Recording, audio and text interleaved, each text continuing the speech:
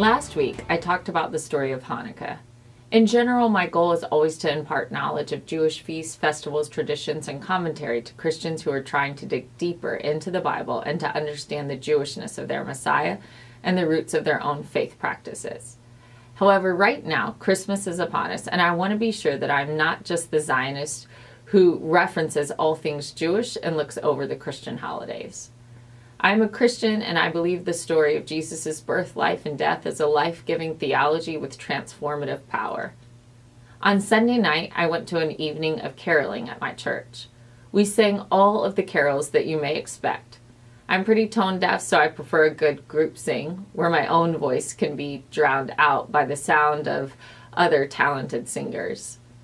To me, the climax of the evening came with two songs, O Come Emmanuel, and O Holy Night. These are the two carols that hit me like a ton of bricks. In my family, we do Advent, and each week as we light a new candle in the Advent wreath, we add another verse to the hymn, O Come Emmanuel. By the end of Advent, we are singing all four verses. O Come Emmanuel is the carol to me that pulsates with Messianic hope.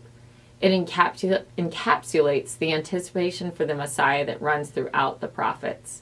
It threads the promises of the Old Testament and blends them into the New. We sing the words of Isaiah, O come thou rod of Jesse, free thine own from Satan's tyranny.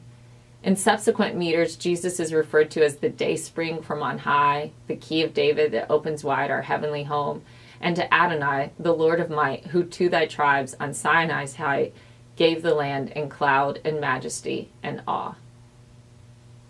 I love how the song paints the picture so beautifully of what Jesus was tasked to do as the long-awaited, although little recognized Messiah of the Jewish people.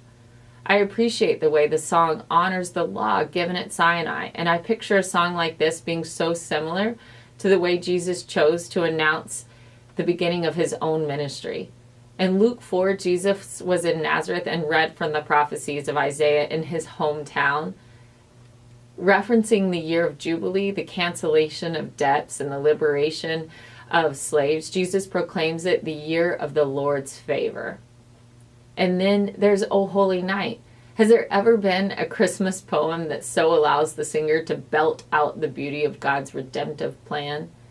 The music was composed by a Frenchman in the 1800s, and John Sullivan Dwight wrote the English lyrics that we sing today. I love the verses, long lay the world in sin and error penning till he appeared, and the soul felt its worth.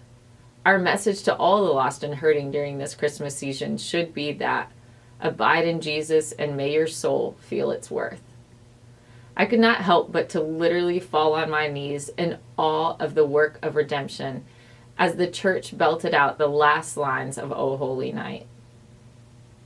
Truly he taught us to love one another. His law is love, and his gospel is peace. Chains shall he break, for the slave is our brother, and in his name all oppression shall cease. Sweet hymns of joy and grateful chorus raise we. Let all within us praise his holy name. Shabbat Shalom and Merry Christmas.